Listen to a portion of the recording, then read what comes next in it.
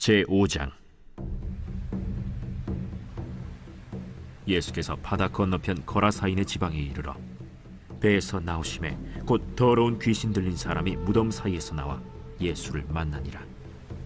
그 사람은 무덤 사이에 거처하는데 이제는 아무도 그를 쇠사슬로도 맬 수 없게 되었으니 이는 여러 번 고랑과 쇠사슬에 매였어도 쇠사슬을 끊고 고랑을 깨뜨렸음이로라. 그리하여 아무도 그를 제어할 힘이 없는지라 밤낮 무덤 사이에서나 산에서나 늘 소리 지르며 돌로 자기의 몸을 해치고 있었더라.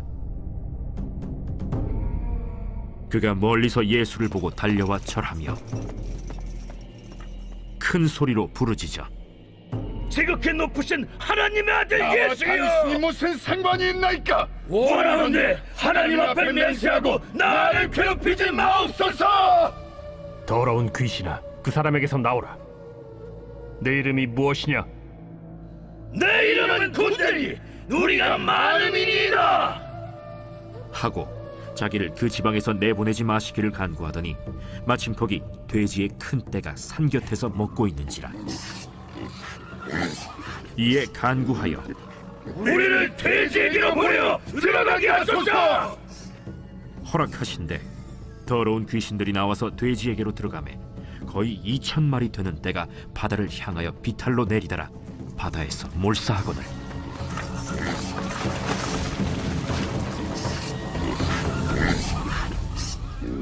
치련자들이 도망하여 읍내와 여러 마을에 말하니 사람들이 어떻게 되었는지를 보러 와서 예수께 이르러 그 귀신 들렸던 자 곧 군대 귀신 집혔던 자가 옷을 입고 정신이 온전하여 앉은 것을 보고 두려워하더라.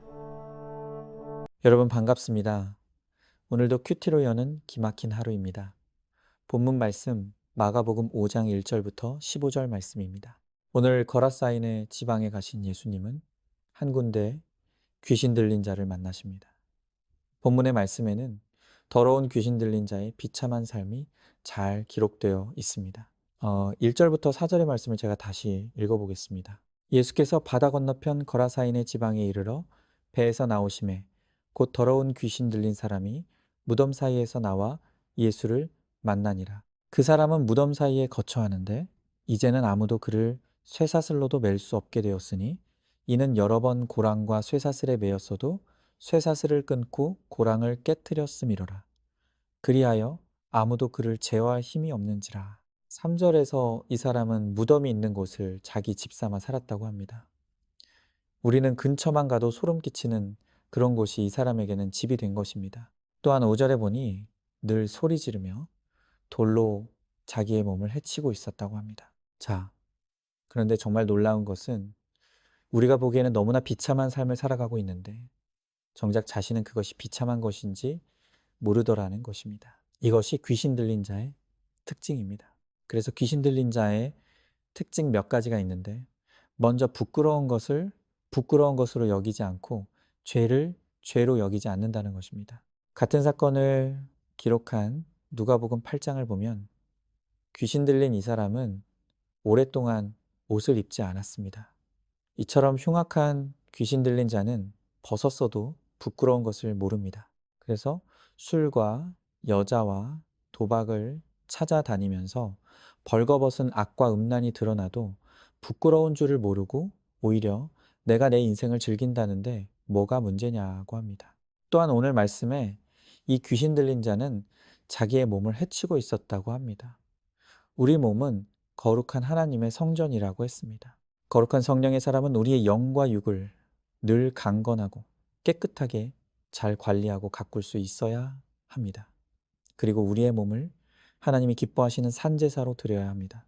그러나 이 세상 사람들은 술, 담배, 마약 같은 해로운 것들을 몸에 들이부으며 스스로 자기의 몸을 해칩니다. 그런데도 가족과 지체들이 그러면 안 된다고 하면 내 몸, 내 마음대로 한다는데 무슨 상관이냐 하면서 소리를 지릅니다. 그런데 예수님이 이 귀신 들린 자에게 가까이 오시니 그에게 변화가 일어납니다. 괴로운 인생을 살면서도 괴로운 줄 몰랐던 그가 예수님 때문에 괴로움을 느끼는 것입니다. 갈등 충만이 일어났습니다. 6절과 7절입니다.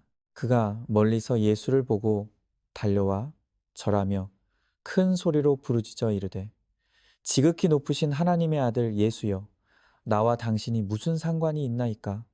원하건대 하나님 앞에 맹세하고 나를 괴롭히지 마옵소서 하니 귀신 들린 자가 예수님께 나와 당신과 나와 무슨 상관이 있는데 나를 괴롭히느냐고 주님께 큰 소리를 치며 항의를 합니다. 그러나 지금 예수님은 이 사람을 괴롭히는 것이 아니라 치료하는 것입니다.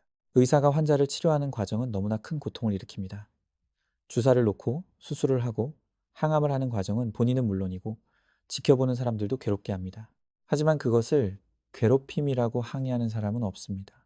여러분, 저는 목회를 하면 할수록 교회가 병원, 그 가운데서도 응급실이라는 생각을 합니다. 정말 교회에는 아무도 제어할 수 없는 정말 심각한 영과 육의 문제를 안고 살아가는 사람들이 옵니다. 그런데 결국 그 모든 문제와 고통의 근원에는 죄라고 하는 우리의 영적 암덩어리가 있습니다. 이 죄라는 악성 종양을 제거하지 않으면 그 어떤 고통과 문제도 해결될 수 없습니다. 그래서 교회는 날선검과 같은 말씀으로 숨은 죄덩어리들을 드러내고 제거하는 일을 합니다. 그런데 많은 분들이 내 죄를 보고 회개하라고 하면 그것을 받아들이기 힘들어합니다. 나는 피해자인데 왜 나더러 죄인이라고 하느냐? 내가 뭘 그렇게 잘못했다고 나한테만 회개하라고 하느냐 하면서 몹시 괴로워합니다. 그러나 환자가 의사를 신뢰하여서 의사의 지시를 따르면 회복되고 살 수 있듯이 영혼의 의사인 목사를 신뢰하고 가르쳐주고 처방하는 대로 순종하면 회복과 생명이 일어날 수 있습니다. 살 수 있습니다. 그러나 끝까지 나를 괴롭게 하지 말라고 하면서 저항하면 그럴수록 고통과 문제는 길어질 수밖에 없습니다.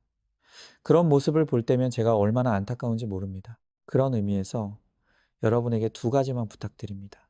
먼저, 아직 어떤 분들은 말씀이 들리지 않고 깨달아지지 않아서 답답하고 힘들 수 있습니다. 그러나 그것은 아직 때가 되지 않았기 때문입니다. 그러나 때가 되면 주님께서 말씀이 들리는 은혜로 찾아와 주실 것입니다. 그때까지 공동체에 잘 붙어서 함께 가시기를 바랍니다. 또 한 가지는 우리 교회는 매년 상반기와 하반기에 양육훈련을 합니다. 이 양육훈련은 수술실에 들어가는 것과 같습니다. 양육받는 과정에서 나도 몰랐던 나의 숨은 죄와 상처가 드러납니다. 그래서 괴로움과 고통을 느끼기도 합니다. 그러나 그 시간을 잘 견디면 양육 후에 성장과 성숙이 일어납니다. 그러니 영혼의 수술장인 양육과 훈련의 자리로 나오시기 바랍니다. 다시 말씀드립니다. 귀신 들린 자는 예수님이 자신을 괴롭힌다고 하지만 이것은 괴롭힘이 아닙니다. 주님이 그들을 고치러 오신 것입니다. 주님은 나와 우리 가정을 고치려고 찾아오십니다. 그 과정이 어렵고 고달파도 그것은 괴로움이 아닙니다. 회복과 구원을 위한 생명의 역사입니다.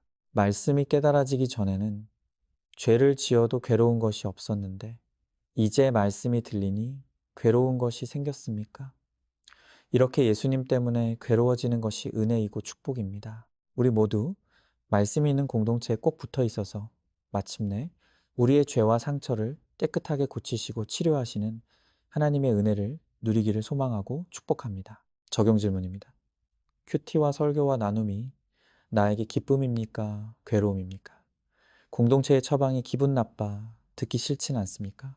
예배의 자리보다 세상에서 가지 말아야 무덤 같은 죄의 자리를 기뻐하지는 않습니까? 말씀으로 괴로움을 느끼는 것이 내가 사는 길이라는 것을 깨닫고 감사하시기 바랍니다. 하나님께서 남편에게 주신 언어는 사랑의 언어입니다. 남편이 베풀어야 할 사랑은 예수님의 성육신 사랑입니다. 아내를 위해 죽는 사랑입니다. 이런 헌신적인 태도가 아내에게 전달될 때 비로소 남편의 사랑이 아내에게 전달되고 무한한 행복과 평강을 누릴 수 있습니다. 아멘. 기도하겠습니다. 하나님, 오늘 더러운 귀신 들려 아무도 제어할 수 없는 자에게서 귀신을 쫓아내시고 회복해 하시는 것을 보게 하십니다. 지금 바로 나에게 나 자신도 제어할 수 없는 죄와 중독이 있습니다. 또 우리 가정에 아무도 제어할 수 없는 흉악한 귀신 들린 식구들이 있습니다. 주님, 오늘 나와 우리 가정에도 찾아와 주셔서 말씀으로 고치시고 치료하여 주셔서 우리를 괴롭게 하는 모든 악과 죄로부터 자유케 되고 구원과 거룩을 얻고 누리게 하여 주시옵소서. 믿사오며 사랑이 많으신 예수님 이름 받들어 기도드리옵니다. 아멘. 오늘도 큐티로 기막힌 하루를 살아내는 하늘가족 공동체 안산중앙교회 모든 성도님들 되시기를 주님의 이름으로 축복합니다.